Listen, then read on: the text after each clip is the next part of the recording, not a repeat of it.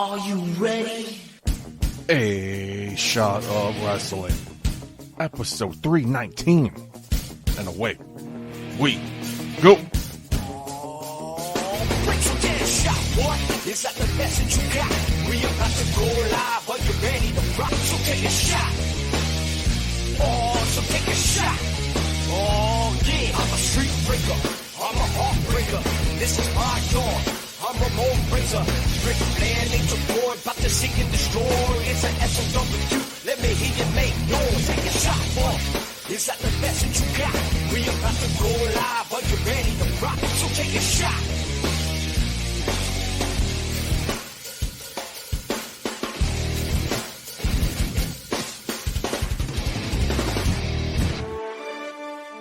Welcome to Shot of Wrestling's End of Year Awards, or as we call them, the Puddies. Here's your host, Michael J. Puddy. Thank you, Shane, for that beautiful introduction. Yes, welcome to the 7th Annual Puddy Awards. Like Shane just said, I'm your host at Michael J. Puddy, joined as always, Mr. Marcus Davenport. Sean Marcus, thanks for dressing up tonight. Well, I mean, I had an audition where it didn't require me to dress up right before this, so the audition comes first. Sorry, Puddy. Well, I'll take 2 seconds to put on a jacket on like I did, but whatever. We are recording the show January 6th, an ominous date. Quite ominous, yeah. Me and Marcus, before we get started the show, often talk a lot about wrestling on the show, obviously, but we throw in some football here and there, if you're a loyal listener. January 6th, if you're a man of faith, a man of science, whatever you believe in, DeMar broke up today. DeMar's awake. That scary incident on Monday Night Football. DeMar Hamlin, yes, man. I can never get his last name right. I think it's the other guy. DeMar's awake. No breathing tube. God bless, man. Prayers worked. Science works. That's a story I've been following all week, like most of the country. Jesus Christ, dude. Kudos to the medical staff and all the medical personnel that were there on the sidelines from the Bills and the Bengals to help revive him. They were administering CPR for 9 minutes, dude. With you know what struck me the most? The paddles, the right. defibrillators. You know what struck me the most, man? Like, I have become such a sap now that I'm a parent. When they said that his mom was in the stands watching this, my heart broke.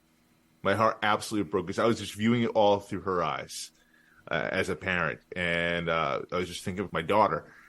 Yeah, it was an emotional moment, man. It's just to see, all the players and how they were feeling. You see the broadcasters. You hear Joe Buck actually showing emotion. Yeah, that's when you know it's real. It was a lot to take in, man. Like, I've never seen anything like that before in my life. I remember during one of the commercial breaks, I went to my wife in the bedroom. She was just, she's not a football fan, so she was doing her own thing. She's like, "What's wrong?" I said, "I think I just saw someone die." Oof. And she's like, "What do you mean?" So I told her, she felt she had to come out. She was shooken up based on what she was seing. It was watching it live? Yeah. I mean, dude, it was a big game. Like, huge. It was a fantasy championship. I had money on the game. Like, I was tuning in, and then this happened. And of course, you forget about all of that. When you see what was going on, like, I actually saw, like, initially when they were calling the commentators saying, like, possible, like, head injuries, like, that's not a head injury. I saw him clutch his chest and go down. Like, that's a heart. That's the heart right there. And unfortunately, I was right about that. So weird seeing an ESPN reporter standing outside of a hospital. Yeah, right. So they're outside arenas, training facilities, but now a fucking hospital talking about life and death situation. It's very scary. But anyways, we're celebrating tonight, year-end awards, celebrating the year that was 2022. So cheers. Some good news. Start off the show. Cheers, my man. I'm actually drinking this time, so it's a good occasion. Marcus, how were your holidays? The baby's first one? Dude. Santa Claus come? Baby's first one. Santa Claus came, man. Santa Claus delivered quite a bit for my daughter, which is awesome. Of course, she's too young to understand what's going on. I actually can't wait for when she gets a little bit older, when she does know what's going on and can appreciate it more. But yeah, man, it was cool to see the families who are just eating it all up, just giving all the love to my daughter. Puddy, you gave her her first gift, and I thought that was awesome, man. That was so cool. Damn right. Baby's first Batman book, whatever the title is called. I think that's the title. A memory she'll never remember. Fantastic. But I will. Thank you. And so will my wife. You've really come through with some really nice, thoughtful gifts for her, man. I have to say. Thank you. You're the best. It touches us, man. I have to say. How was your holidays, man? Oh, it was great. It was fantastic. Loved it. Every second of it. Ate it up. That's a lot. That's a lot. New Year's wasn't too exciting. Had to stay home because we had to wake up early for BCW's Welcome to the New Year. That's right. We missed 2 BCW shows in between our hiatus. Christmas with a Vengeance and Welcome to the New Year. BCW was starting the show off year off hot. Good shows, man. Good shows. Yeah, man. Like, it was almost back-to-back quick turnarounds for both shows. We were lucky enough to be on commentary. Puddy, you officially got your first paycheck. Right. Officially a wrestling commentator. Thank you. Look at that. Oh, thank you. Yes. See, I told you, you love that stuff, right? You love it. No, not really. Not really. So, unfortunately, Cheyenne Ortiz, he couldn't be there covering Christmas is Adventure. It's Welcome to the New Year. So, Puddy, you stepped up doing the play-by-play. Haven't done it since March 7th, 2020. No one's keeping track here. I am. For you, I guess. Very rusty. Very rusty. Oh, dude, not easy to do. You did great. No, I did not. Great, not easy to do. It's so much easier doing commentary because just play-by-play color commentary. You can add your little notes and stuff. Right. For the first time in 2.5 years, I felt like I did okay. I'll get another opportunity. January 29th at Queen of the North. Queen of the North 4. What's up? I got to find a suit to wear now. Yeah, that's become your thing, dude. You're going to become broke. I got to find a new suit. Maybe like a blue one or like a winter one. Maybe let's fucking just go as Elsa. But who knows? There you go. You gotta get creative. That's what you gotta do. But it looks like I'll be joining you in commentary for Queen of the North 4. I'll continue my scouting from the commentary booth. I'm excited for it, man. Dude, it's one of my favorite shows of the year. Personally, Queen of the North. And already, dude, we have a hot card coming out here. We have Notorious Mimi making her debut against Emily J, also making her debut. That match, I mean, a lot of people are talking about that already. Tickets are selling based on that match alone. And just announced today, Christina Marie versus Jada Stone. So, like, Christina Marie's been on a tear, dude. But Jada Stone, recently on AEW, recently on Impact, doing her thing. Young girl who's making a name for herself already. Christina Marie, I feel like she's getting better each and every single time she steps foot in that ring, and the confidence level, man. Like, when she faced Darius Carter, I swear to God, she went to a different stratosphere in my eyes. And I think a lot of people's eyes. Absolutely. That match was a coming out party for her, in my eyes. I didn't know much about her. I've seen it a couple times in BCW, but that match, whew, amazing. She brought the heat from the promo she cut right before the match to coming in. Like, I don't even think the bell rang yet officially. She just went at him. Yep. BCW's Queen of the North, January 29th, the day after Royal Rumble. Tickets available now online. Anyway, Marcus, we are here for fun, celebrating the year that was 2022, like I said. But before we get into the awards, there was a minor news story that broke. I'm assuming it was trending. Oh. Maybe one or two people are talking about it. Hit us up with what happened. Well, just to be completely transparent with our audience, originally we weren't going to do this. Originally we weren't going to do the normal show, like, what's trending and all that. Originally we're just going to strictly focus on the awards. Our favorite part, one of our favorite shows here in Shot of Wrestling is just, covering the year of what was 2022. But I said to Michael J. Puddy, we're going to just do the award show unless something major happens. I think it was Wednesday or something like that. Yeah. Right. Well, luckily have it for us, something major did happen.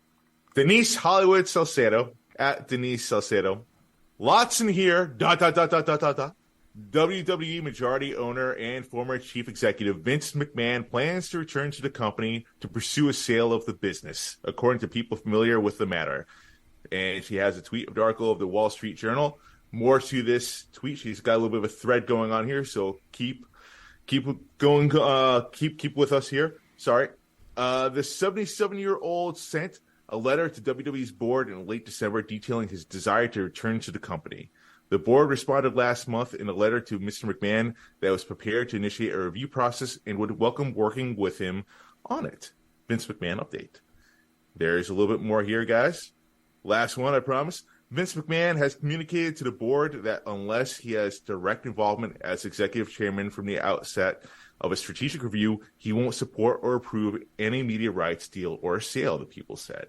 That's the Wall Street Journal. Major news here. Puddy, I know you're a Vince McMahon guy. We have to talk about this. What does this mean for the future of WWE? That was a shirt I was going to wear, the Vince McMahon shirt. Damn. Welcome back. Are you happy about this? Welcome back, buddy. He should have fucking gone in the first place. Bullshit fucking charges. Stop. Hush money for something that consensual affairs. Oh, not necessarily, but that was through the company, though. That was through the company. Apparently, there's supposedly more damning details about this, but he says, "I don't give a fuck." There were people within the company were worried about him coming back because apparently there's more reports yet to come. And Vince McMahon clearly doesn't care. He's on a power trip, man. And he's coming back solely to sell the company? What? No. That's been exasperated. Have you read his letter? Did you read the transcripts of the meeting today? I have not had a chance to, so go on with that, please. Vince is coming back. He's a majority shareholder, which is fine. He's not coming back to take over creative. He's not replacing Stephanie. He's not replacing Triple H. Stop. You believe this? Yeah. I mean, we never thought he was going to go away in the first place. You trust Vince McMahon, what he says? That's cute. Yeah, I do. Dude, come on. He never lied to me. I had a little smug look in your face there. He lies. He lies all the time, Puddy. So this is just the beginning stages. As a media company, if you're looking for media rights, you're going to deal with the board of directors, or you rather deal with the guy who owns the fucking company. That was kind of that was the dummy version of what his letter was saying. He's done media rights for his entire career. We wouldn't be watching wrestling today if it wasn't for him. So he knows what the fuck he's doing when it comes to that angle. As long as he stays in his lane, we're fine. And it seems like he is.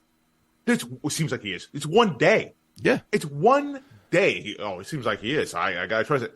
It hasn't even been a full 24 hours yet. Not yet. So you think he's going to fuck over his son-in-law? His daughter?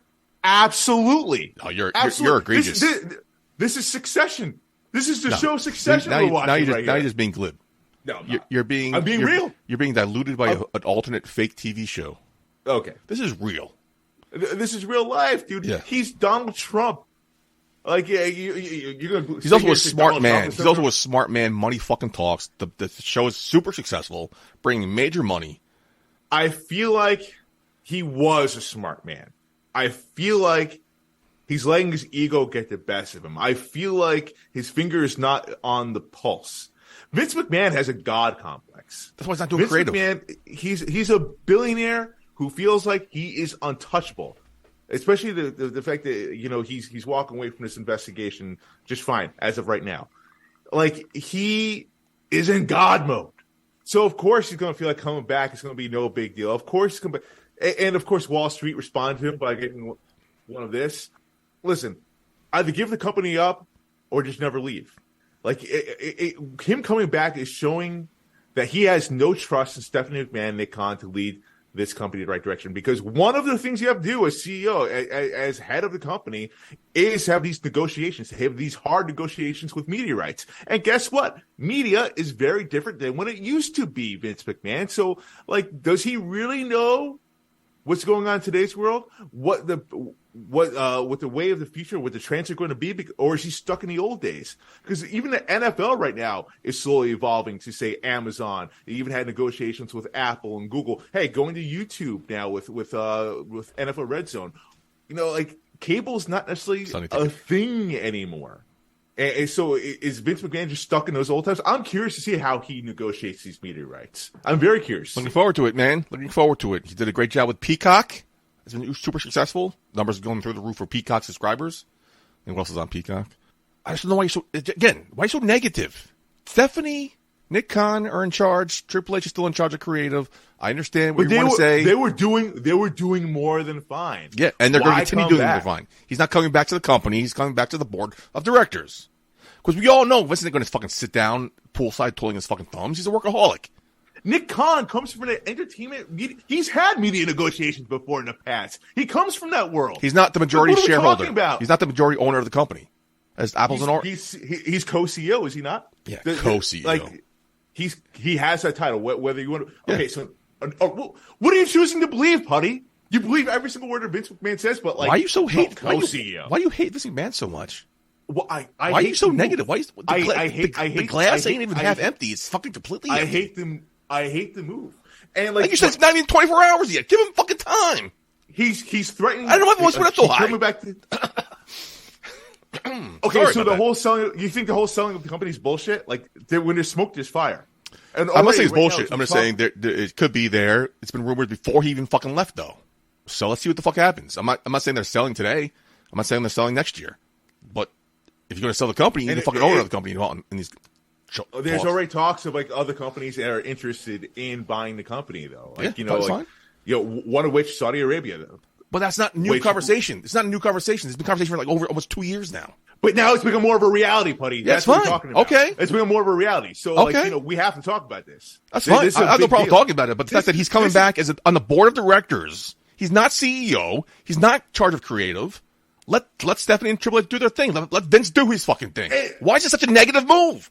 Why is it a negative move? Because this has an impact of all wrestling. Forget WWE for a second. Whatever happens to WWE next has a trickle-down effect to all wrestling, including us in the indies. Like, it does matter, Puddy, what Vince McMahon decides. Yeah, it does. Next. It does matter. But why is it so fucking negative? Is he going to sell it to the highest bidder, which could be Saudi Arabia, which they have a very hard time having good relationships with any United States media rights? They do. If you look at the record there, of course they do. Like, how would that affect things? We'll find out. I don't think he's going to sell to Saudi Arabia. Come on. Vince McMahon is looking to get that bag. Of course he is. Like, like, or he might not be. He's not definitely selling. Saudi Arabia would. They got money, dude. Hey, they just got Ronaldo. Did they? I mean, like, they did. Oh shit! No. They have a shitload of money. Just throw it. Of course they do. So I'm not surprised here that they're going to be a major player. This man coming back, I was fucking against it because I like what Triple H is doing. Everybody does, but he's not coming back. He's not replacing Triple H. He's not going to come back as head of creative. He's not going to be the buck stops at Vince McMahon. He's on the board of directors. The company's still running by how it's been run since July. I'm not going to shit on this just yet until I see what happens. Do you trust the drug dealer too? What? Do you trust the drug dealer? You trust the drug dealer what is the fucking correlation? That's an asinine. That's an asinine comparison. When a stripper says "I love you," you believe her. Like that one time, yes. But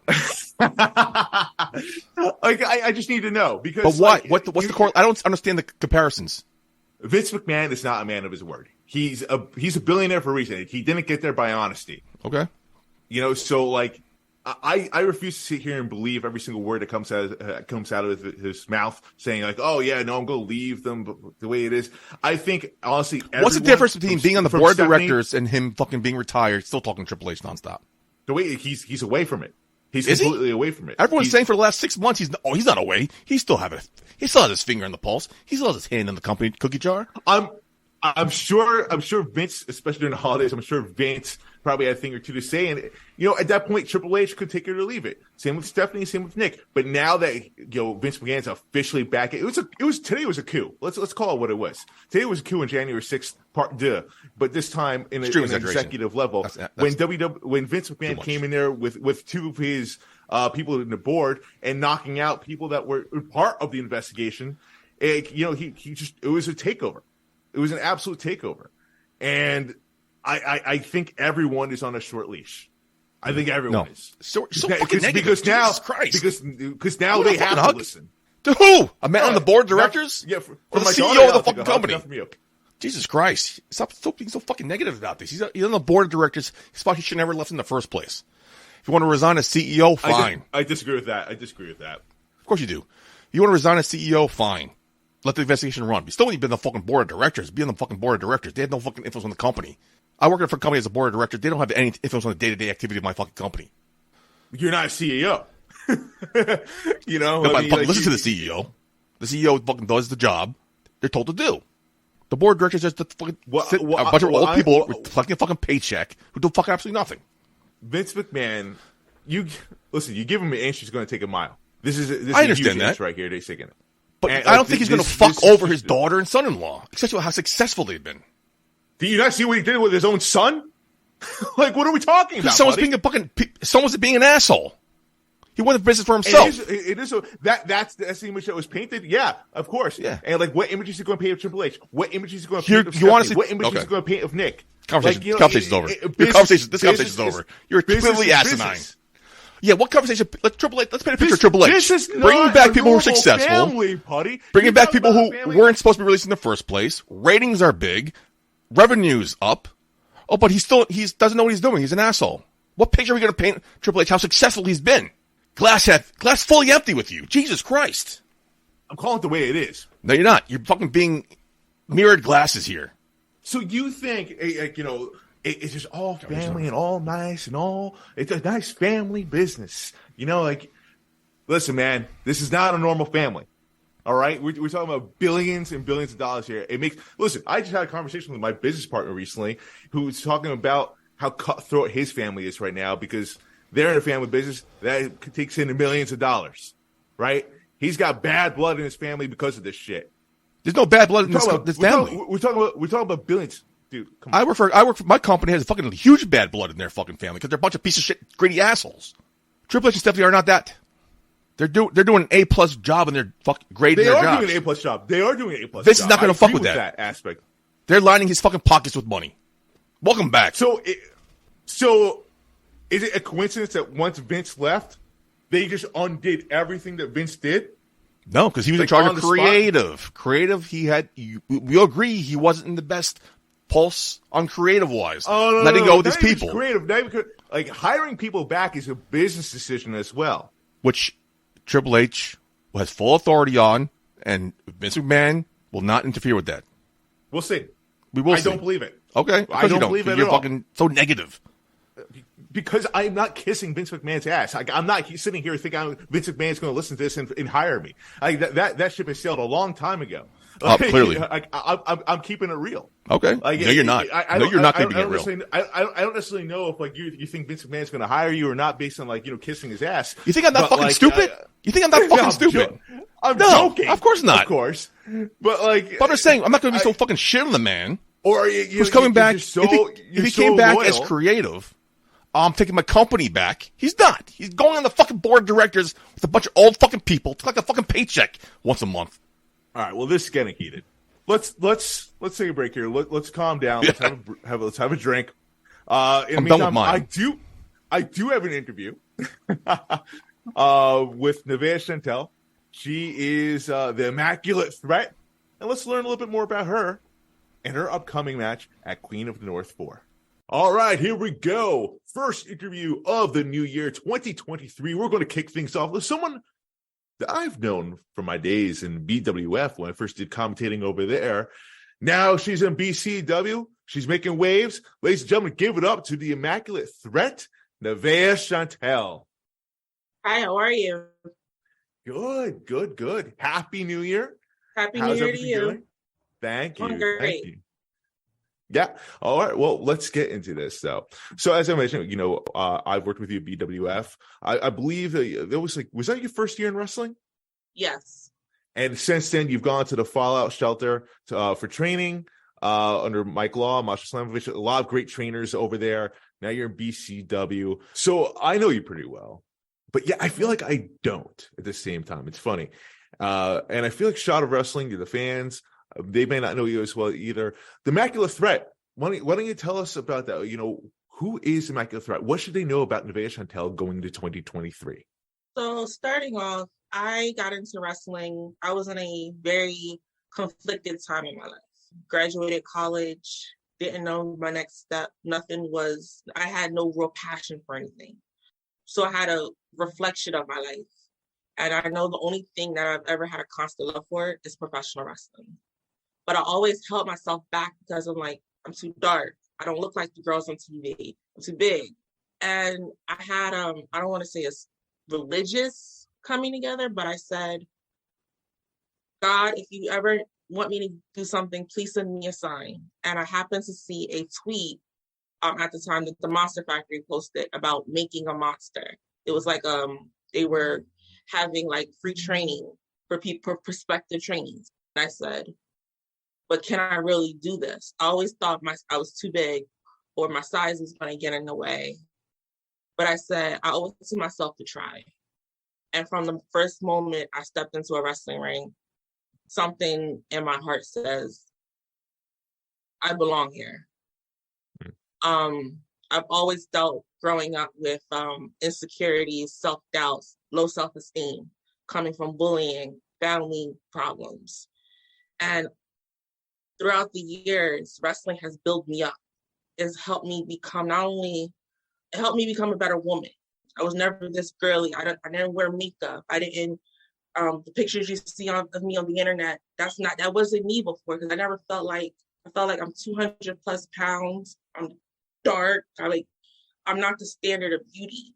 I'm definitely not in wrestling either, because there's an aesthetic that most wrestling fans, especially when I was growing up, that a woman wrestler needed to have. You know, I was just a girl who fell in love with a story of two wrestlers in the ring, and my emotions was connected into a match. Throughout my first year in wrestling, I still dealt with those insecurities, and I created a facade for myself that, from my shoot personality, and I think the Immaculate Threat came from, listen, when you're in the wrestling ring, this is your sanctuary. This is your new identity. This is your protection. So I think what I want the fans to know about Nevaeh Chantelle is, when you see me in the ring, you're seeing a person who grew up loving wrestling, who wants to become an idol, not an idol, I shouldn't say an idol, a person that another young girl can look at and be like, she looks like me. I can do that. I love wrestling. This is and I know it sounds so cheesy, but I just want, if I can make one young girl look at a Black 200 plus pound girl in the ring and be like, you know what? I can do that. This is my dream too.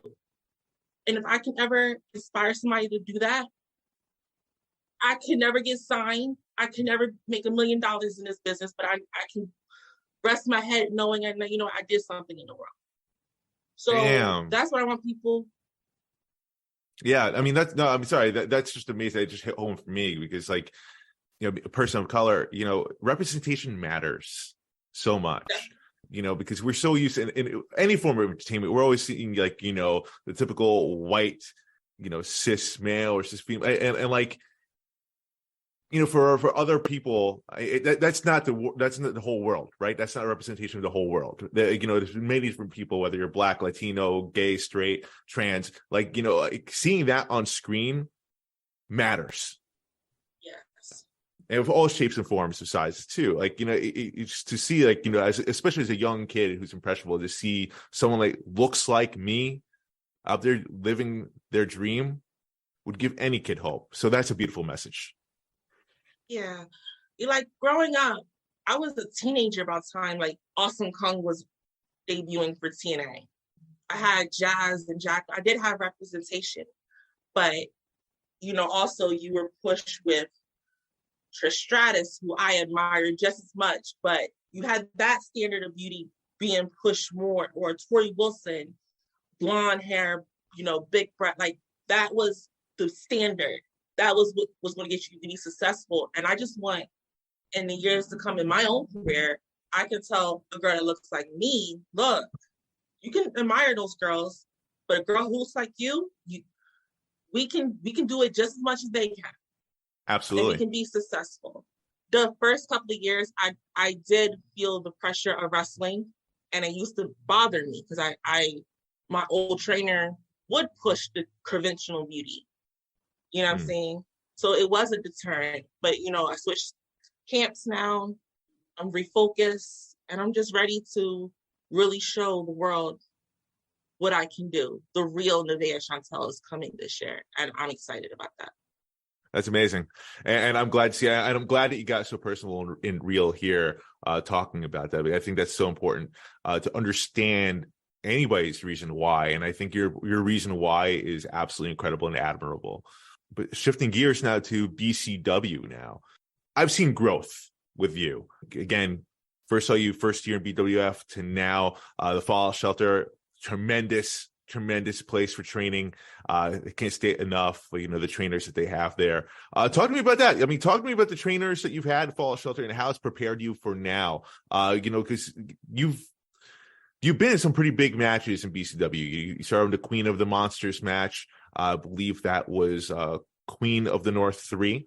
Yes. And then also you were in the Grand Dragon tournament facing off Darius Carter in round 1, which is no easy task whatsoever. So talk to me about that. What I like about Fallout Shelter is basically that the training has incorporated all types of styles of wrestling.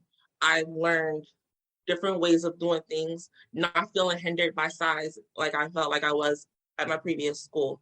And just psychology, learning how to work, making strategy in the ring make sense, and conveying stories. That means a lot to me, because growing up in wrestling, a story is what always connected me. Moves are nice, but if I can learn how to tell a story that can make a fan invested, then I did my job.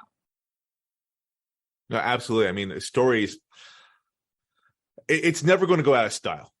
Right. You see people like Stone Cold, for example, The Rock. They weren't necessarily the best athletes in the ring, but they told an amazing story, and that's why they were so incredibly over. That's why they were the most well-known wrestlers in the history of wrestling, because their stories just impacted so many people. So, I mean, that's well said. Think about it. The greatest face-heel swap happened in a match without a promo, and that was Bret Hart and Stone Cold Steve Austin. Yeah.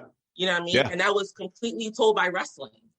I want to bring that back, though, because I feel like if a wrestler can tell that type of story without even saying a word, like, of course, promos and talking is an important part of wrestling, but I think right now independent wrestling can use more storytelling in the ring as well. That's just my personal opinion. What type of story would you like to see the Immaculate threaten?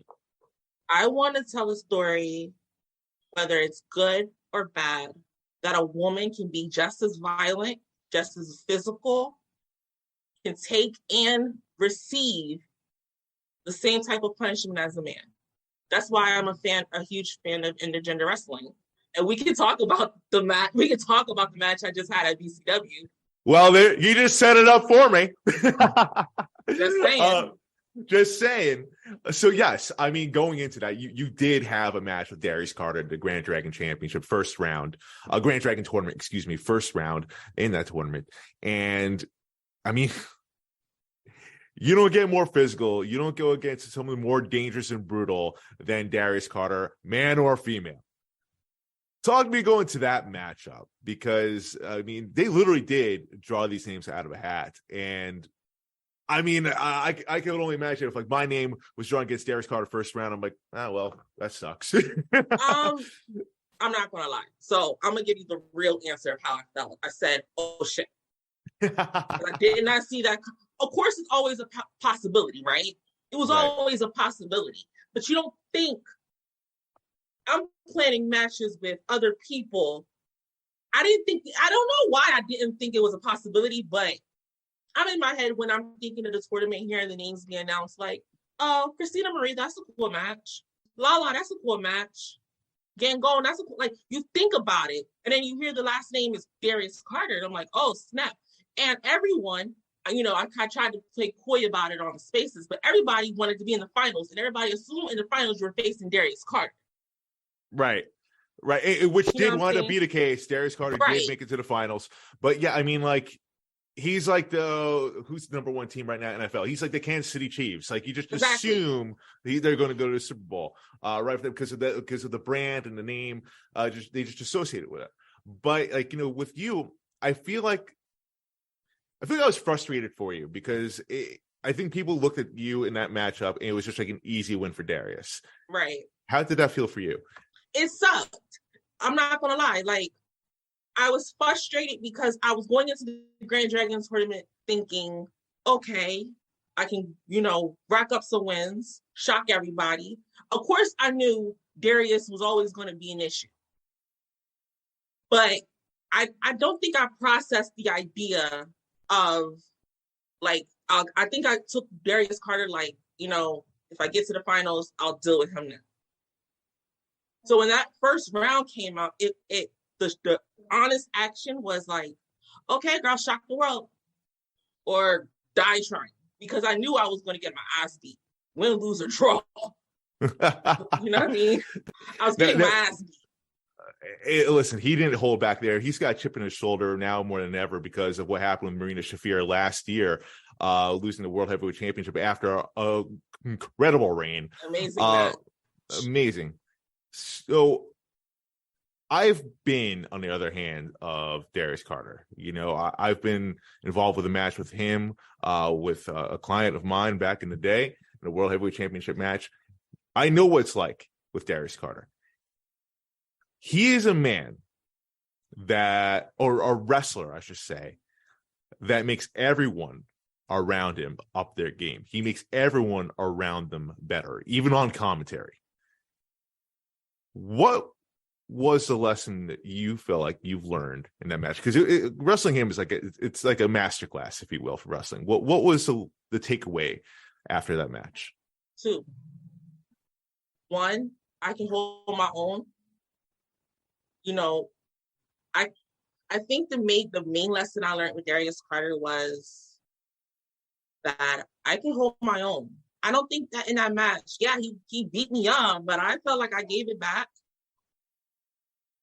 Also, I learned that this is just a life lesson, because I got a lot of crap backstage for this match and the booking of this match. A lot of people, I got crap for it. Like, people were looking at me side eyes, just because, like, why did she get this match, and why did she think she deserved this match, and like I did something I did some nefarious action to get this match, you know. And I think it's because it's the match that everybody wants.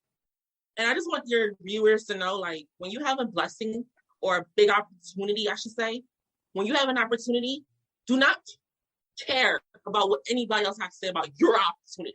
You seize it, and you just do the best you can, because people are going to talk either way. So when I had my match with Darius, a lot of people had comments. In the wrestling realm, of course, we're still promoting a show, and in a locker room realm, people had a lot of side comments to say. But I had my opportunity. I learned so much. I learned how to work. I took every critique and criticism from Darius, and of course, I took that back to my training, and I, of course, worked on the things that he told me to work on. I am so grateful for that match, because I just gained a certain type of toughness. Also, I feel like I didn't have. I was always, like I said, in women's matches, I was always bigger, so I was able to bully my opponents. So to be on the other side of that just helped me. I won't say get more grit, but I think that taking that, like, just getting beat down and having to fight back, just, what's the word I'm looking for? Helped me gain, like, a resilient type of energy to me that I didn't have before. And of course, and like I said, like, I can hold my head high knowing that I was eliminated out of the tournament by the best wrestler in that tournament. My elimination, I might have gone out in the first round, but it was Darius Carter who eliminated me. There's no shame in saying that. You know what I'm saying? The person who was champion 1,200 plus days eliminated me from the tournament. And I'm not going to get into all the other matches because that wasn't my business. But but yeah, I mean, you're right. You can't get bitter about losing to one of the best to do it, especially in BCW. Speaking of tournaments, we have one coming up. Ridgefield Park, New Jersey, January 29th. BCW is coming back with Queen of the North 4, one of our favorite shows of the year. Nevaeh Chantelle, you are in the tournament. Yes. Are you aware of your opponent in the first round yet? Announce it. Are you ready for it? Yeah. I have it right here in front of me. Your opponent, round 1, is Brittany Jade. Yeah. How do you feel about this matchup coming up? How do you feel? I mean, again, the last time we saw you BCW was a tournament. Now you're coming into a tournament. I mean, what are your feelings here about this one?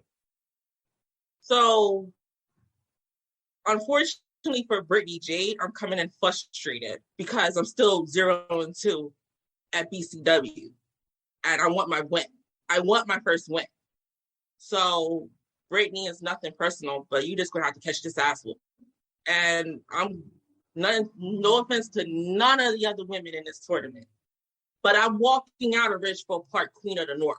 I'm going to start my year off, 2023, putting my stamp as the 2023 Queen of the North, because I'm ready to set these goals up, because BCW for me is going to, I'm feeling championship aspirations for the future.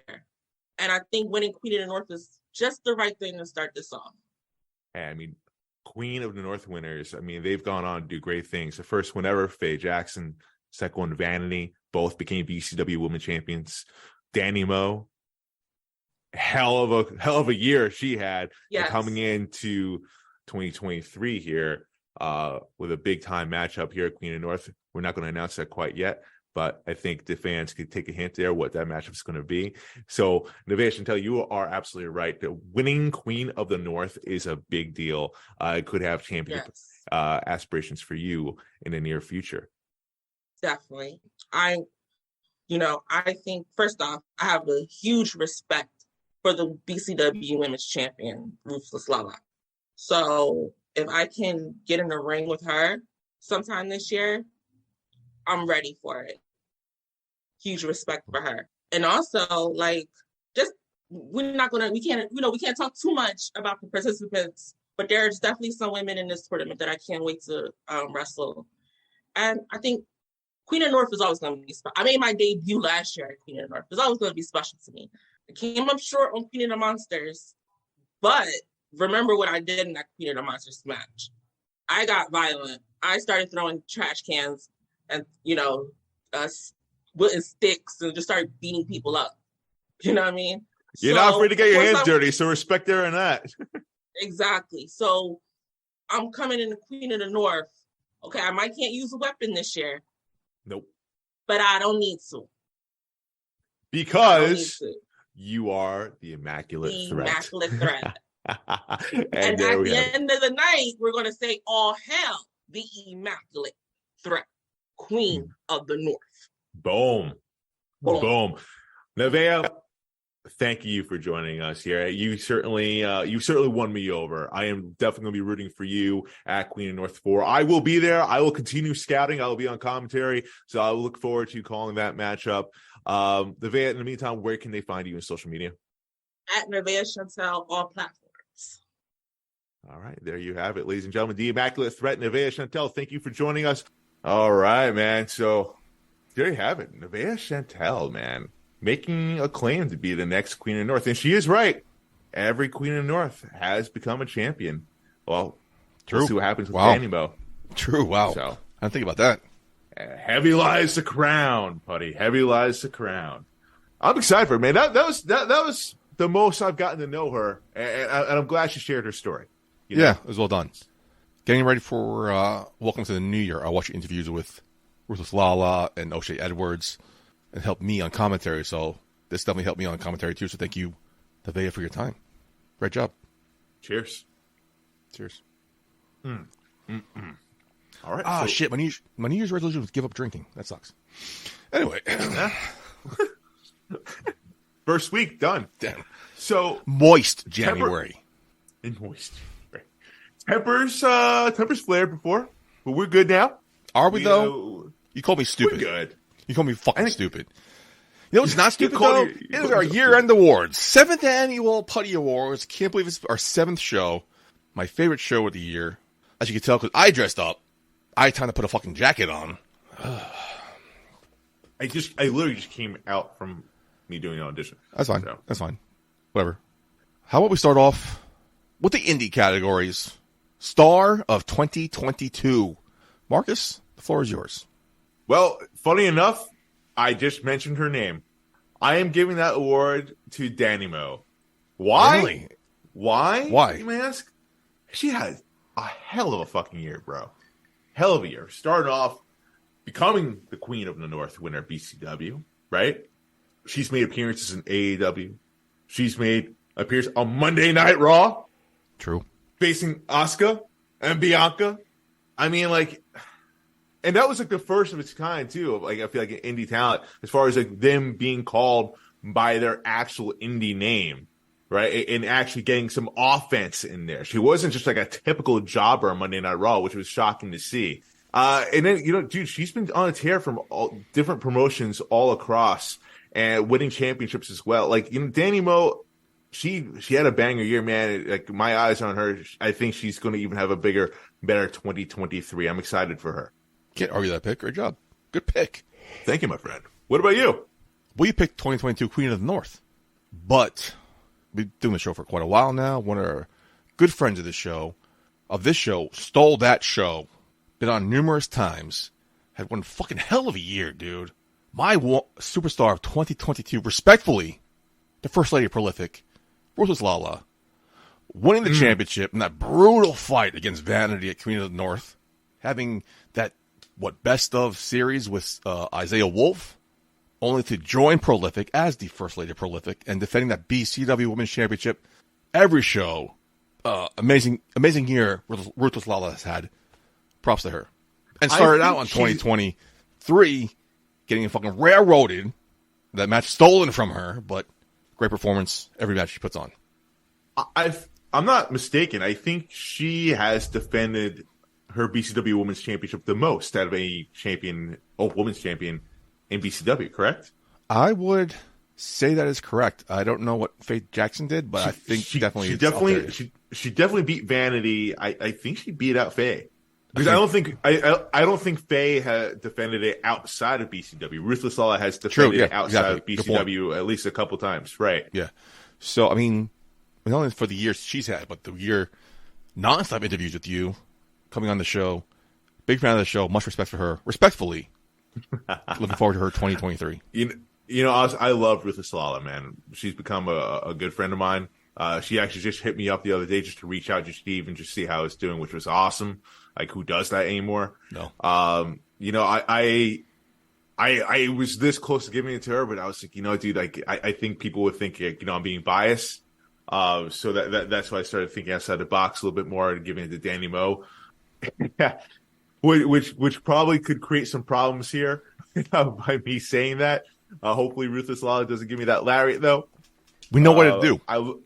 I know, man. I love Lala. Nothing but love for her. Not enough to pick her. Lala, I picked you. Please stop giving me that evil eye after every show I see you at, please. Respectfully. Hell of a champion, dude. Hey, let's pull back the curtain a little bit here. Great locker room leader. Oh, absolutely. Like, going to any locker room, she just knows how to rally the troops, if you will. She commands that respect of the locker room. It doesn't matter where you are at the card. Everyone does pay her that respect, and they listen to her.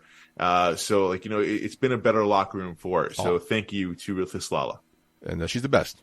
Love Ruthless Lala. Absolutely, man. Absolutely. Cheers to Ruthless Lala. Cheers to Danny Mo. Both of them. And cheers both of them. We'll see at Queen of the North, January 29th. Tickets available now. Yes, more match announcements will be coming up. Ruthless Lala will be defending her BCW Women's Championship at Queen of the North 4. Her opponent is going to be announced very soon, so keep an eye out for that. Sticking with the indies, how about the one to watch in 2023? I am going to say, keep an eye out for Christina Marie. Ooh, good pick. I didn't see you go in that direction. Because she impressed the fuck out of me, man. I always knew she was a solid wrestler.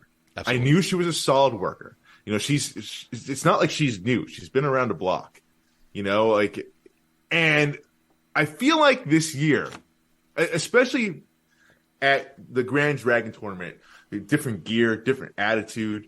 That, like you said earlier before, that match with Darius Carter was like a coming out party for her. And I feel like she something snapped in her. And it's gone to a whole other level. Like, we called her courageous. She's called the courageous one. She's tenacious. Ooh. And, I was in the ring with her as a referee for her last match at BCW against Journey Blake. Great job, by the way. Great job, buddy. Don't be a dick. I'm not being. I'm being sincere. I'm being a dick. Okay, whatever. I thought you were making a knock at me, man. That was my second time ever being a ref. I told you. And I heard the match. Great job. I heard the match back, man. I heard you make your digs on commentary. So. Commentary, I gotta get digs, but like personally, for the second commentary, second referee match, you did a good job. Thank you. I appreciate that. But no, I had a very good look at her. You know what she can do. Yes.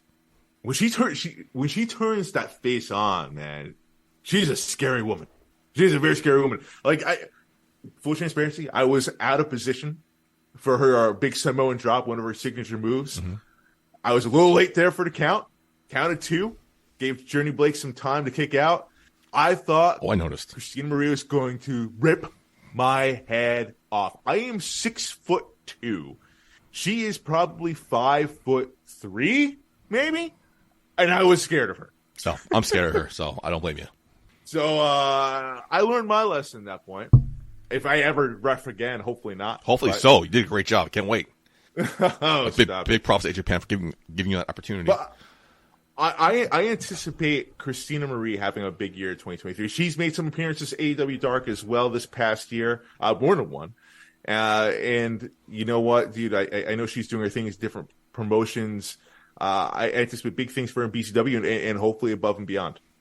Every time I've been commentary for BCW this year, several shows now, there's one highlight that always surprises me.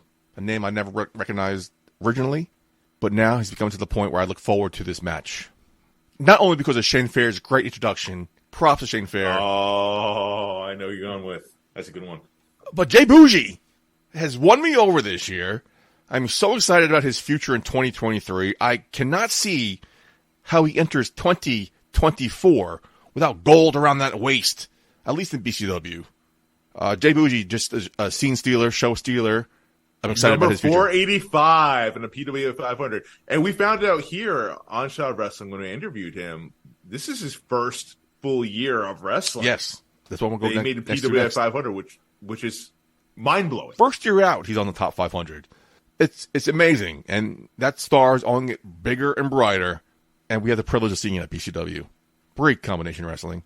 He talks the talk. Listen, I know people get on him for like how he carries about his wins because he's facing his corner. Or he's got Shayla. He's got some dealings with AJ. Like, it's smart. Smart man. The man wins. Yeah. He wins. Does he not? Like, the win, not a win? Like, does anyone question how Roman Reigns wins with a bloodline there? No, he wins. Pulling the curtain back again, we're going to BCW's Welcome to the New Year, and all of a sudden we get a note like this match has been added. Well, okay, what match is this? Jay Bougie. I'm like, oh, damn. A match that wasn't originally on the card stole the show. Greatness ahead of 2023 for Jay Bougie, face Jayla. Looking forward to that. Amazing. Those are indie awards. Congratulations to all the recipients. That's a great pick, my dude. Jay Bougie is a good one. I like him. Yeah, hard to argue that one. A returning category this year, a category Mark Schwann has introduced, I think 2 years now. I think it's the third year in a row. Promo of the year. Marcus, I think there's only one answer to this, but let me hear your answer. Is there one answer only? Because like I feel like there's a few that suck. There might be two. I wrote one out before, and then I thought, no, this one beats that one out. Like, and how is this the only? I have 7 shows. This is the only second, third time we're having this because promos is my favorite thing about wrestling. My favorite thing. There's nothing like a great promo, but here we are, and I gotta give it to MJF, dude. And the one I'm talking about in particular, okay, please, is the one he cut of William Regal. Okay, good. Right, very good. Okay. Props. Talking about that email, pulling it. I guess it's the phrase of the show, pulling the curtain back. When he pulled the curtain back a bit, talking about his tryout at WWE and like the relations he had with William Regal, it was just such a fucking good promo, dude. There's nothing else I could say about that. It's just like the art of storytelling at such a young age that MJF has mastered is unreal. And William Regal, I don't necessarily know if this was character or if this is real for me. He seemed like he was relishing the moment. Yeah. And he got his digs in there, too. William Regal also had his shine in there, which is great to see because I love William Regal. One of the greatest minds for the business. But MJF, dude, he torched the mic with that because it seemed like it came from a real place. Whether it was true or not, like it sold everyone. Yeah, that was a good job. I totally forgot about that one. Remember talking about on the show who came out on top, MJF or William Regal. That was a good one. I totally forgot about that one. Good job. Good pick. Thank you. You're welcome. My promo of the year, there's a lot of good promos, but clearly there's only one promo I watched numerous times. There's only one promo I had to show other people. It was on SmackDown, October 28th. There was so much to like here. It gave birth to the word Usi. Brought to you by the Bloodline, Sami Zayn. That promo where Roman Reigns demanded Jey Uso and Sami Zayn fix their problems, and Jey Uso was like, I don't give a damn what the Tribal Chief said. And just that camera shot of Roman snapping his head up. What the fuck? And him starting talking to Jay, and then all of a sudden Sammy trying to be the cooler head, calming situations, and he's just not feeling Usi. And just everybody breaking character. Roman Reigns laughing, Paul Heyman laughing, Jimmy and Jay laughing, Solo being stone cold. I don't know how the fuck he did it. It was just, and then Roman Reigns adapting. See Roman Reigns just not even thinking about it. I'm laughing. This is funny. The crowd's laughing. My boys are laughing. Let me adapt to this. And that was promo of the year for me. I mean, nothing compares to that. That was fucking fantastic. Wow, really? That was the promo of the year? Yeah. We have to preface here. This is not necessarily what we're saying was the best promo of the year or the top promo. This is our... This is not scientific. This is not like business. This is our subjective point of view. Right. Yeah. Exactly. If it was scientific, we would have one answer for every category, but now we're giving our own personal answers. What's next, buddy? Acquisition of the year. So my acquisition of the year might surprise some people, but I have to give it to Saraya. Okay. Because of the fact that I know her first match back with Britt Baker wasn't necessarily a 5-star match. And if you're expecting a 5-star match from Saraya after, this huge injury, time off the ring, that's setting the bar very high. You're setting your expectations to fail. Saraya had a very good match in her first match back with Britt Baker. Saraya also admitted, the nerves that she had, because that was her first time when she first came to AEW. That was her first time on a live mic in a while too, in front of all those fans. It was emotional. It was a lot, nerves going there, and she did a solid job. But the reason why I'm saying Saraya for AEW is just because for a long time, and I think people would still call her today, she was one of the best female wrestlers in the world. And I'm very clear in using the word wrestler, not as a superstar. Although her experience in WWE as a superstar, as a top superstar, does help as well. And I think AEW Women's Division desperately needed that. Yes, they got Toni Storm from WWE, who's been doing a hell of a job, but she doesn't have quite the same experience that Saraya has, the same knowledge that Saraya has. And, it's funny because at one point Saraya was the youngest person in the WWE locker room. Now she has the most expertise in the AEW locker room, and she's still fairly young. So I think that's a huge get for AEW. Huge get. Great pick. Thank you. Your turn. Remember watching this on TV after the fact because I was on a date that sucked. So I knew what happened, but I wanted to watch it in person. Music hit, right? And I'm like, what the fuck? Much like the crowd. What song is this? Paige comes out. Rumors were there for a while, but Saraya is now in AEW, so I agree with you. I remember talking about it when it happened back in September, how last year at the Puddies, I gave Daniel Bryan was the acquisition of the year for AEW. And we're talking on the show when it happened. I think this is bigger than Daniel Bryan's acquisition because it gives so much credence, respect, credibility to that floundering women's division who are trying to rebuild. And they've done a great job of it, but I think Saraya only adds more to that. It hasn't had the impact that I thought it would yet, but it's definitely on pace to definitely put eyes on that product, which is the point. And this conversation will be short because that was the acquisition of the year for me as well. I think what Saraya doesn't get enough credit for, and I feel like she never has, is psychology. That's right. And she has her ring psychology. I think is very high. I think the AEW women's talent, the talent level has been there, and it's shining more and more and more. But I think what's been lacking a little bit is ring psychology, and that could be the missing piece. right there. And if Saraya could give some of that to some of these talents over there, like who have been killing it, like it could wind up being the best division. It could. Yeah. The AEW Women's Division is right on the right path to do great things in 2023 because of Saraya's involvement. Absolutely. So we agreed on one. That's weird. I feel dirty. Wow. I need to take a shower. But like, you know, it's funny. I actually thought you were going to say Cody Rhodes. Funny enough, to me, that wasn't an acquisition. That was a return. That's why I wanted to do return of the year. Okay. So I felt there was more answers for return of the year. But then that would be hard. I guess. Exactly, it would be harder because there's more returns. We wouldn't. I guess we wouldn't see necessarily. In your eyes, an acquisition for WWE from AEW until like MJF possibly. Yeah. Darby Allin, Britt Baker, Jade Cargill, like an AEW original. I don't know. For me, I would still view that's fair. I had a debate about this, but I always felt like in my gut that was a return home because he even called it a returning home than an acquisition. Saraya was never in AEW. I just feel like I guess I just view Cody Rhodes as such a different version of himself from when he was in WWE that I would view it as an acquisition. That's fair. I don't blame you for that. That's why I debated it for a while. But like my gut was telling me that's more of a return home. Let me just not do that. But even that, with that being said, and it's no disrespect to Cody, like I just think like Saraya for what the women's division is just such a bigger get. That's my argument too. That's why I think that's a return to raise an acquisition because it helps that division so much more. I think Cody going to WWE does more for Cody than it does for WWE, whereas for Saraya for AEW, it does more for the company.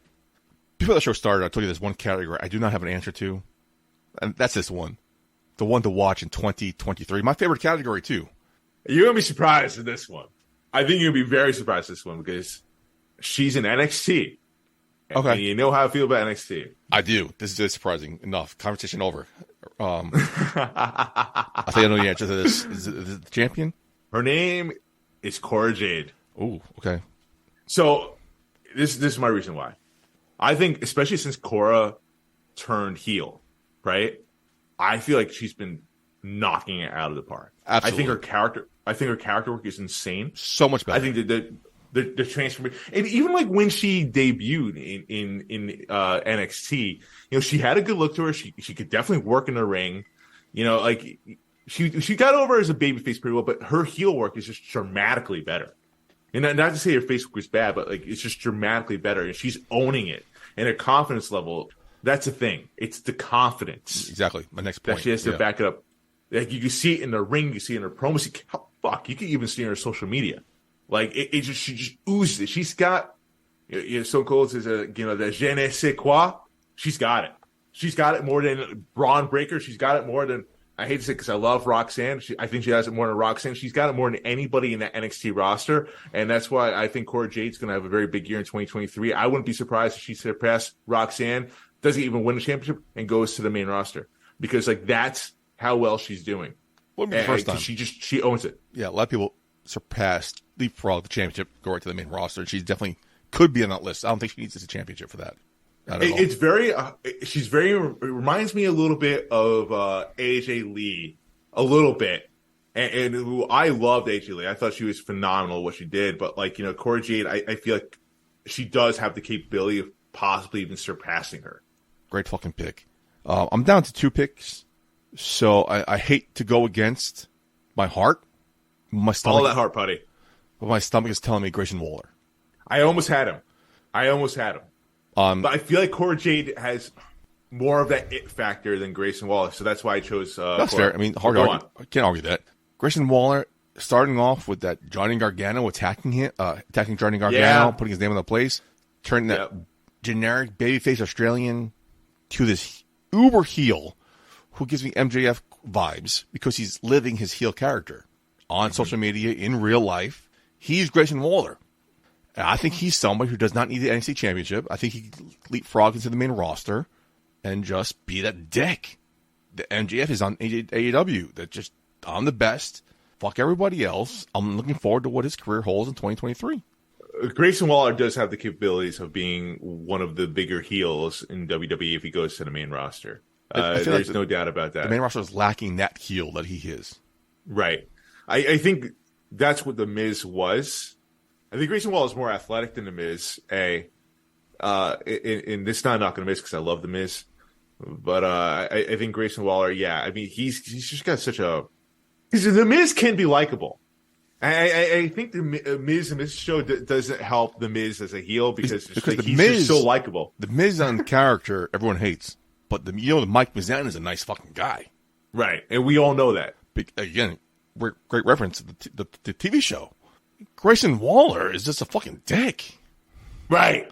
On social media, in person, at signings. I didn't watch the video, but he fucking trashed some kid on social media. It's like. That's what everyone likes about MJF. He lives his character. Grayson Waller, to me, is living his character as a fucking pure bona fide heel. It's old school heel stuff, man. It's like talking Darius Carter. I mean, that's what he lives. Exactly. It's just it's a lost art. It really is, and I appreciate that. Good pick, buddy. Thank you. Moment of the year. All right, so I'm doubling down here. I'm double dipping. Okay. And you can call me out for that if you want. I don't care. The reason why I'm going to say this, but it's Saraya's return. Newsflash. Really? Yeah. For moment of the year for me, I'm going to tell you this, man. Like I know the promo wasn't necessarily a home run, and Saraya would admit that, as we touched about before. But like to see her come back, I was a huge Paige fan, dude. Huge Paige fan. It was devastating to see her injured, especially when it seems like she just came back from injury. To see her career could be over at such a young age. To see her get that return, to see the ovation, and to see the emotion, man, like it was just so cool to see her finally get that moment. It just because it bothered me, man, because like at the same time, because WWE, I feel like they were wasting her. They kept her on the roster for so long. You can't do anything with her. She could talk. She's a talker. She's a shit talker. Have her be a manager. Have her be a GM. She rocked as GM. Like there were so many things that they could have done with her that they just didn't do for whatever reason. And just to see her come back to AEW and get her shine and still get the same reaction, and her using her real name and having people put respect in her name by having her then pronounce it correctly too, which I dig. It was just such a good feeling. I'm all about those moments, how they make you feel, right? Yes. And for me, that was just such a good feeling. So that's why Saraya's return, I'm double downing on that, was debut. my moment of the year. Just return it. Yeah. Return to wrestling, but debut in AEW. Yeah. Yeah, we're saying after I said it. But good pick. Hard to argue that pick because that was such an iconic moment in the business. We're talking about moments here. Mine. Watching this moment unfold, there's a lot of rumors going into it. We knew it was going to happen. It wasn't that big of a surprise. But knowing something and seeing something are two different stories. The return of Cody Rhodes at WrestleMania, it was, huge. Yeah. That pop was, on TV was thundering. I was there when the Hardys returned. That pop was deafening. I can only imagine what it was like in the AT&T Stadium when Cody Rhodes, even though we knew it was happening, we didn't know. Because even you, I think a week or two before WrestleMania, were throwing out these theories like it might not be him, it could be this or this person. I thought it was going to be Undertaker. I remember that. Yeah, that was one of your theories, yeah. But to see what made it, for me, was so iconic was the WrestleMania Titantron. The WrestleMania logo was the video wall, so to speak. Mm-hmm. So whatever was on the Titantron was on the logo. However, that was all underneath the WWE logo. That was cement. To see the American Nightmare logo, the graphics, the music, underneath the WWE logo. After years of building up AEW, he's coming back to WWE. That was so iconic, a moment I'll never forget. Just to see the American Nightmare underneath the WWE banner. Well done. That was amazing and leading to that great fucking match. I have to say that was a very close call for me. I almost made that my pick. Just because for everything you said, and then some big Cody Rhodes fan, love what he does. I think that return was so important in wrestling history, and I don't think we realize yet how important that return is. because their contracts yet they're not yet up in AEW. Because I think a lot of people in AEW are looking at this very carefully, seeing like how are they going to handle Cody Rhodes? Exactly. WWE. Yeah. Talked about it many times. Yes, it was so important. And I will give your boy Vince McMahon credit where credit deserves. Like that was under his tutelage, that was under his leadership, and he handled that properly because that was what was best for business at that point, and that needed to happen because it's not just about Cody Rhodes at this point. Like there's a lot of talent in AEW that could crush it in WWE when their contract expires, and like if Vince flopped that, he's missing out on some big money with MJF, with Jade Cargill, Darby Allin, like the list goes on, Britt Baker, like they're all watching. That's what we're talking about when it happened. Like this was so important because AEW locker room was watching. Why would MJF come over to WWE if he's just going to be a mid-card guy or a 24/7 guy or a scripted guy? Right. There was so much pressure on this because not only Cody Rhodes coming home, but it was an AEW founder coming back, and he wasn't giving the Cody Rhodes gimmick. He wasn't giving the dashing Cody Rhodes gimmick. He was giving the American Nightmare. I think I talked about you and Green Man. The fact that Jim Rome, not Jim Rome, I forgot his first name, but Rome, the announcer for Monday Night Raw, basically sold it like Justin Roberts did. This is the first AEW guy coming into WWE. He's laying the blueprint, and so far, it has to give AEW guys something to think about. 2024 is going to be very interesting, not just politically, but in the wrestling world. The bidding war? The bidding war, bidding wars. It's going to be fascinating. It's going to be absolutely fascinating because, especially they knocked that apart with Cody. Oh, they did. Fantastic, yeah. So, Tony Khan, you got to pay up. You got to pay up. You want to keep your talent there, you got to pay up. But let's see who's got the bigger wallet, like Tony was claiming before. He's got a bigger wallet than Vince. Let's see it. Next up, Marcus, is Rivalry of the Year. All right. So this might surprise you a little bit because I think I'm not a fan of this guy, right? Vince McMahon?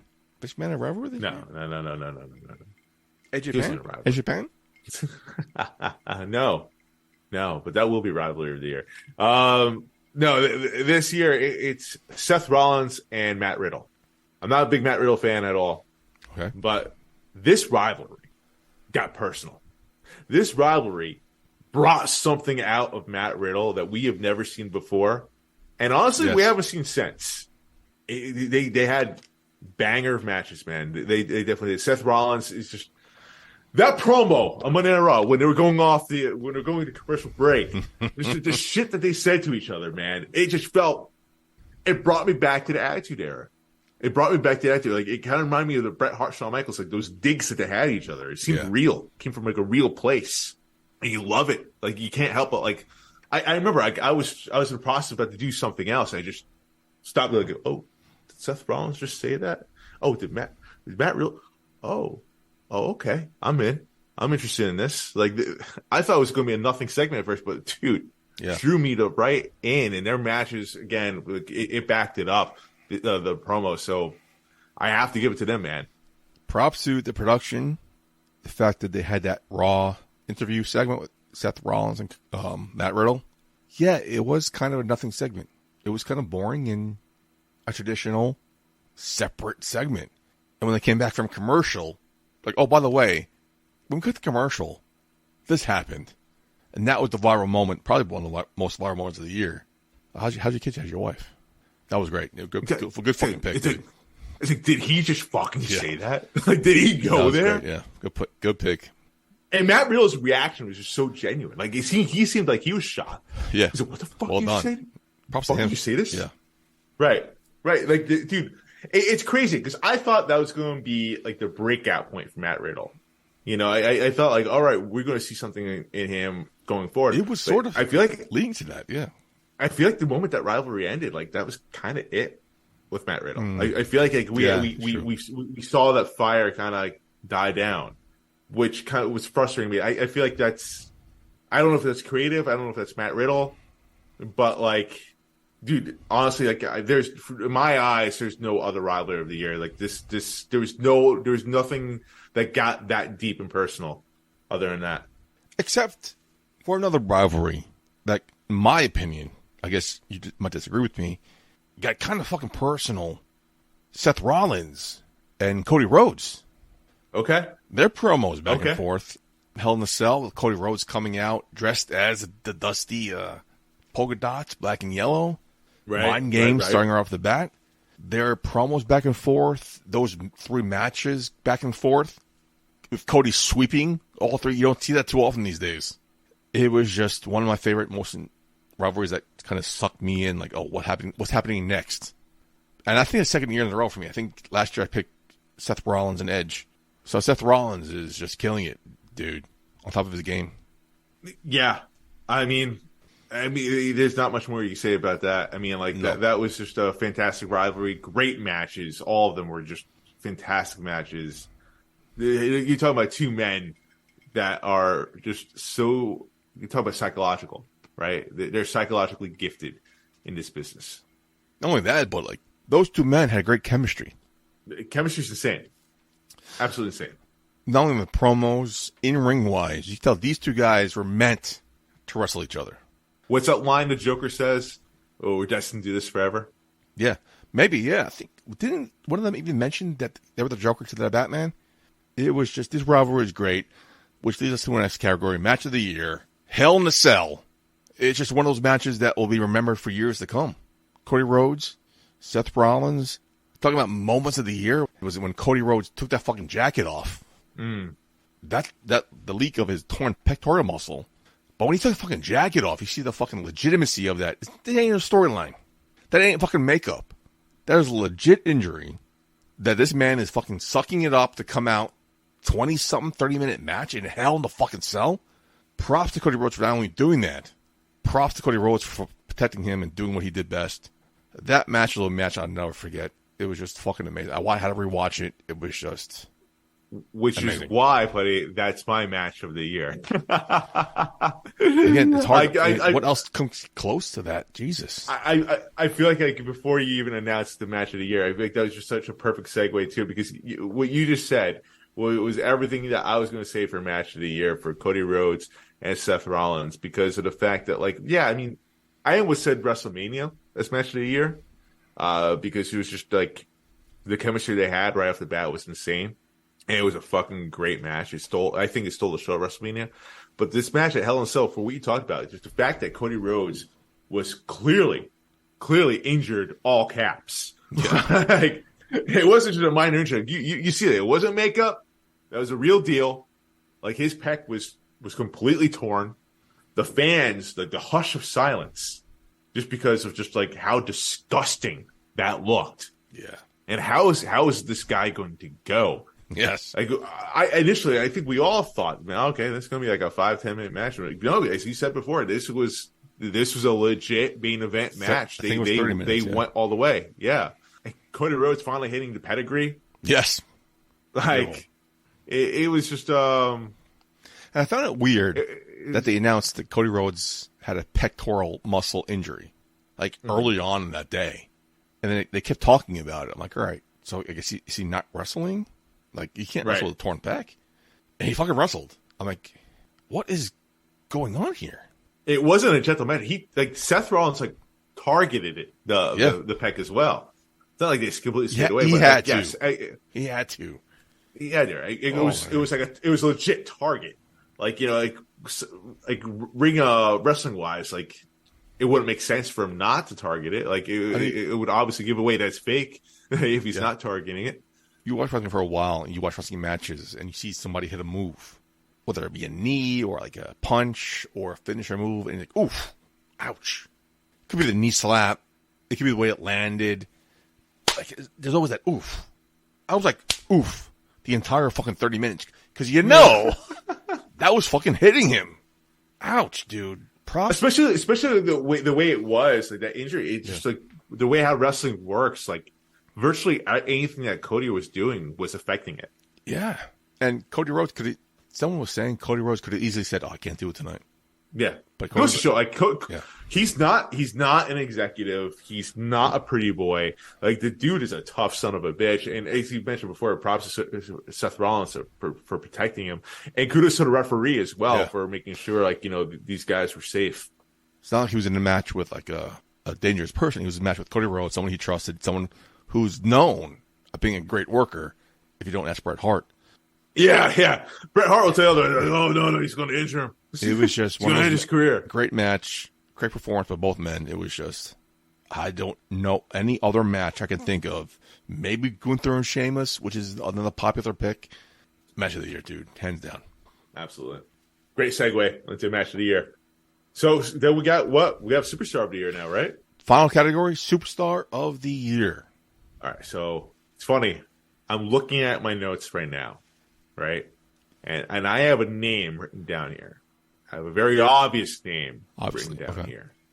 And it would be hard to debate this until we started talking throughout the podcast. We were just talking, and I feel like, damn the notes. I feel like I have to speak my truth here, because I feel like throughout the show we've made an argument for this person on why they should be Superstar of the Year. I'm going to tell you what I've written down, and I'm going to give you my real answer. I have written down here Roman Reigns. Okay. Need I say more? No, but right. I think I have to give my real true answer here. Seth Rollins. Yeah, hard to argue that. I mean, like, just the rivalries and the matches he's had. Yes, his win-loss record's not good. No, right, throughout the year. But if there's any man that can surpass that can rise above a win-loss record, it's Seth Rollins. I mean, he started off the year against Roman Reigns, right? And the way that rivalry, just in general, how it came to be, and just brought everything back. He came out dressed as the Shield, playing the mind game. So you have that famous meme where he's just like, Roman's in his face, just kind of like he's laughing to the camera, kind of breaking the fourth wall. The music that he does, like the moxie that he has, the promo work, the rivalries, the matches. How he puts people over, man, countless times. Like, he just makes magic out there.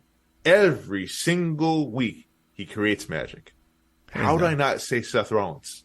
Because, like I just said, he showed up every single week.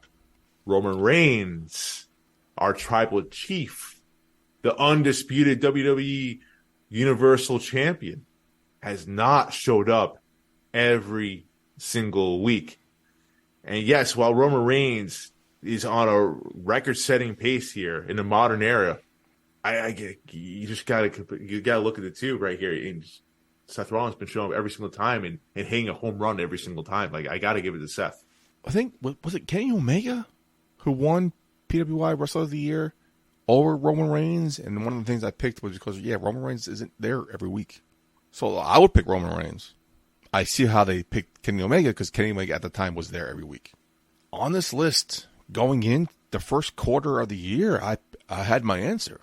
And like, as the year went on, I had another answer. I wanted to pick Sami Zayn, because Sami Zayn might not have a great resume, but he was the talk of the fucking business. And then as the year went on, I wanted to pick Mandy Rose, because Mandy Rose, Superstar of the Year, had a fucking amazing fucking year. Her matches, her storylines, her promos, she's a fucking well-deserving of this category. But then as the year came to an end, I had to go back to my original pick. I mean, you look at all the matches this guy had. Seth Rollins, dude. Really? Seth Rollins. He began the year at the Royal Rumble, like you said, not only with a banger of the match and a win over Roman via DQ, but he came out as the fucking Shield.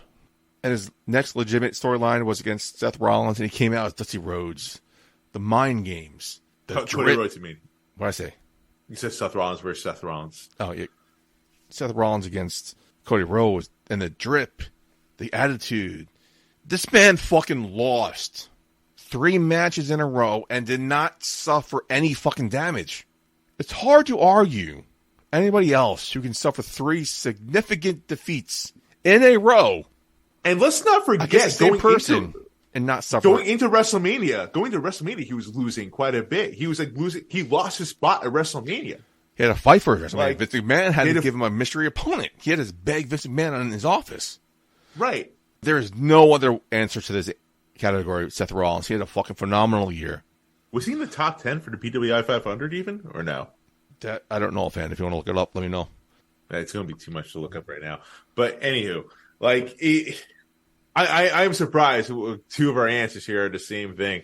I'm not. I thought most of our answers would be in line because I thought most of these answers were very predictable. Seth Rollins, Cody Rhodes dominated this year, and I tried my hardest to not pick them, but you have to. Hard not to pick them. Right, and like seriously, I literally do have written down here Roman Reigns, because even though like he hasn't shown up every week, I mean like he still backs it up every single time he comes on. I mean he's had hell of matches. And dude, honestly, looking at these awards, and I know I gave some love to AEW in the beginning. At first, a lot of things that were popping to my mind initially right away from these awards were WWE, and I feel like I had to give some love to AEW here. And it's not because not to say like I kind of forced my hand to AEW in some case to show some love, but like, you know, initially I have to say a lot of thoughts from WWE. I have to say, if we were going to do a promotion of the year, I would have to give that to WWE because they just did such a phenomenal job this year. Great job this year, and it only amped in July when Triple H took over. They did a great job. One of my superstars of the year on my short list, somebody who's not getting enough love, not enough respect, but Josh Alexander on Impact has been killing it every match he does. I think somebody I wanted to give my match Superstar of the Year award to, but Seth fucking Rollins is just... I'm surprised. Yeah, you had nothing for Impact this year. No, Impact had a great year. It just wasn't like I think last year they had a better year. But Josh Alexander, dude, his rivalries, his matches, his hour-long match against Speedball Mike Bailey won Match of the Year on the Impact Awards. He won Superstar of the Year, Male Superstar of the Year. I wanted to give him some love, but I just could not, in my heart, not give it to Seth Rollins. Right. No, and again, I mean, like, it just goes to show the type of wrestler that Seth Rollins is. Not saying superstar wrestler, but yeah, I mean, looking at this, I think it just goes to show the powers WWE had this year, because I feel like our awards are more diversified. Usually there would be an Impact. Usually, sometimes an indie person might sneak up in there. Mm-hmm. AEW seems to be sometimes a little bit more prevalent, but like, I feel like it just the testament to, I hate to go back full circle here, to when especially when Triple H, Stephanie McMahon took over along with Nick Khan, can't forget him. Like it was just such a spark, if you will. Yeah, it was great. It's just breath of fresh air to the business. Yeah, no, it is exactly what WWE needed, and hopefully they don't lose that. But yeah, that concludes our awards this year. Long show, Marks. Long night. Any go-home thoughts for you, my friend? Time for bed. Yes. That's my go-home thought. Do you hope when you wake up in the morning on Saturday, January 7th, we'll have a speaker at the house? Did he not get the one at 10 o'clock? I have not heard yet, but it's just... He lost again. Damn. When it looked like it was actually very promising for him to get it, he lost again. Before the show started, though, I think it was this afternoon, it was the first time he got more votes than Hakeem Jeffries, so we're on the right path. It's just how long this is going to take. Oh, wait, did he win? Did he do it again? Hold on. It's all over the place. Apparently, Kevin McCarthy did confront Matt Gaetz, and it got contentious. He won. He got it. He finally got it? I just turned we on. have a speaker of the house. Seems to have it. The voting's not done yet, but in the 15th ballot, he's won. So we got a government. Congratulations. 2023 can officially start. They're voting right now? Yeah. But It's midnight. But there's been no others. No other candidate, no present votes, so it seems like everyone's voting his way. But this will be old news to you by the time you listen to this show. So does this mean Matt Gaetz is going to resign? Matt Gaetz said that. Old news, Mark. Where can people find you on social medias? You can find me on our website, yourfavoriteactor.com. All my social media links are on there, including episodes of Shot of Wrestling. You can find that on there, and clips of our work as well. And what about the ghost that lives with you? Oh. Yeah, we never addressed that, did we? So I edited the show. We record the show live on Friday nights. I edit it, post it on Sundays. As I was editing it a couple weeks ago, our last show, I heard some strange noises in the background. I sent it to Mark Schwann. Mark Schwann says, yeah, it's a ghost. I've been living in my apartment for 10 years, been podcasting for 10 years, which means I have a hot mic, live mics on my apartment for 10 years. Never heard anything out of the ordinary. You, in your new place, for a couple months, heard something out of the ordinary. Can you play it? Or no? I can play it. Let's play it right now. I don't know. But at the enduring icon, Look him up. Look him up. Let us know. Did you hear that? Let's play it again. Listen closely. I knew. Not my voice. Not Mark Schwann's voice. No third microphone set up. Right. And when I saw the video back, you hear on there as well. And there's a little orb that comes behind me right before that voice speaks. So, full transparency, I live in Tarrytown, New York, one of the most haunted places in the world, apparently. So, I have a ghost. Sounds like he.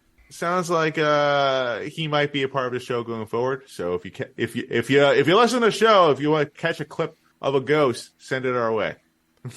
Good luck to you, my friend. Can we get ghost hunters out here, please? That's still a thing? I think so. I hope so. I love that show. Do you believe in ghosts? Yeah. I mean, no. Before this, yes. Before this, yes. For a long time, I didn't until I had experience when I was 18, 19 years old. That's when I started believing. And yeah, I mean, I'm doubling down now. I mean, I have a ghost here in my living space. I'm on mute here, but the house has erupted in applause. We have a new speaker of the house, Kevin McCarthy. Congratulations. Kevin McCarthy. All right. Never give up. Never surrender. Never give up your dreams. Chase your dreams. Kevin McCarthy is proof of that. Hope he inspires to inspire. When they say no and they look in your eye and say, you're fucking crazy, it'll never happen, just keep on going. 14 more times, never give up. When people call you the biggest loser in American history, just keep on going. We were way over time, way a long show, but it is our year in the work show, first of the year. But I dated a girl in 2002. We had a Ouija board at her house. Her sister, my friend, another friend of ours, asked what my wife's name was going to be, and it's Rachel. So if you're Rachel listening to the show by any chance, hit me up at McMahon Puddy. Just let's get this over with. Mark Schwann, misery. Where can people find you on social medias? You already asked that. Lost in this fucking Kevin McCarthy fucking hearing. I'm hearing. Oh my God. So for Mark Schwann and Nevaeh Chantelle, Queen of the North, January 29th, I've been your host at McMahon Puddy. Until next time, Puddy out. Hey baby, I hear the bell ringing, hip tosses and body slams. Oh my. And maybe you seem a bit confused, yeah baby, but I got you pinned. Ha ha ha ha. But I don't know what to do when I see them with that golden case. They're cashing it in. Authority all in my face. What is a man to do? Good night, everybody.